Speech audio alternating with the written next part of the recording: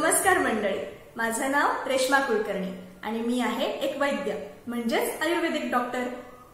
छान कडकडीत गरम झालेलं तेल, त्यामध्ये मोहरी टाकता क्षणी येणारा तडतड तडतड आवाज, जिऱ्यांची चरचर, आलं लसूण हिंग हळद घातलं की घरभर पसरलेला खमंग दरवळ। आहाहा, वर्णन ऐकूनच भूक चाळवली ना। फोडणी, तुम्हाला माहितीये का मंडळी, पदार्थांना फोडणी देणं हा फक्त आणि फक्त पारंपरिक भारतीय पाककलेमधला प्रकार आहे।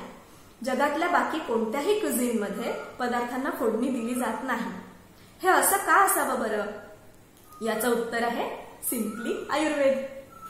आपली पारंपरिक पाककला संपूर्णपणे आयुर्वेदाच्या सिद्धांतांवरून बनलेली आहे आणि पदार्थांना फोडणी देणं हाही त्यातलाच एक प्रकार। आपण फोडणी का देतो माहितीये? याच्या मागे एकच नाही तर 4 कारणं आहेत। पहिलं कारण, आता जसं मी वर्णन केल्यानंतर भूक चाळवली, पदार्थांचा दरवळ, फोडणीचा दरवळ जेव्हा घरात पसरतो त्यावेळेला आपली भूक चाळवते, म्हणजेच अग्निदीपन होतं।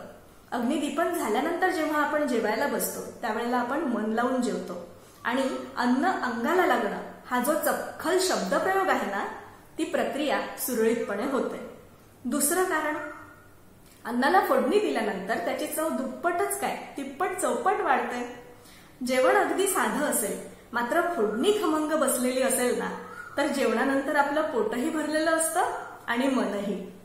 तिसरं कारण, हळद हिंग त्यानंतर आलं लसूण हे जे पदार्थ फोडणीमध्ये आपण वापरतो हे पाचक असतात, म्हणजेच अन्न याबरोबर शिजल्यानंतर पचायला हलकं होतं आणि जेवण झाल्यानंतर जेव्हा शरीरामध्ये ते पचतं त्यावेळेला हेच पदार्थ अन्नपचन प्रक्रियेमध्ये मदत करतात।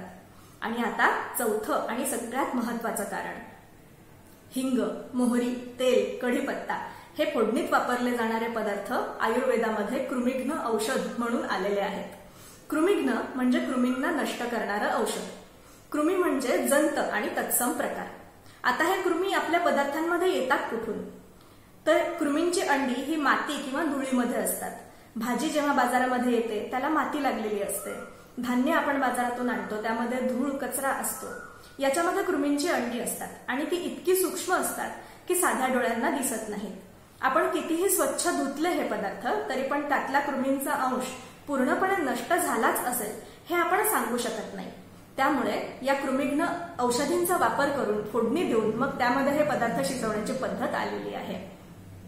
या कृमिघ्न पदार्थांमुळे भाज्यांमध्ये असणारा उरला सुरला जो कृमींचा अंश असेल तो नष्ट होतो। म्हणूनच कोशिंबिरींना फोडणी देण्याची पद्धत आलेली आहे।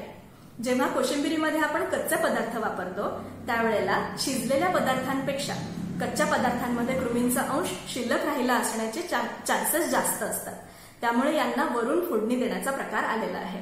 जेव्हा वरून फोडणी दिली जाते त्यावेळेला कोशिंबिरीमधले देखील कृमींचे जे अंश असतात ते नष्ट होतात। तर आपल्या रोजच्या आयुष्यातला अगदी साधा सोपा मात्र महत्वाचा असणारा हा फोडणीचा प्रकार हा आपल्या अन्नाला पचण्यासाठी सुखकर आणि आरोग्यासाठी हितकर बनवतो। मंडळी, हा व्हिडिओ तुम्हाला कसा वाटला मला प्रतिक्रिया देऊन कळवा। तुम्हाला हा व्हिडिओ आवडला असेल तर शेअर करा, आपलं चॅनल सबस्क्राईब करा। अशाच व्हिडिओजद्वारे आपण पुन्हा भेटू। तोपर्यंत काळजी घ्या, स्वस्थ रहा, आनंदी रहा।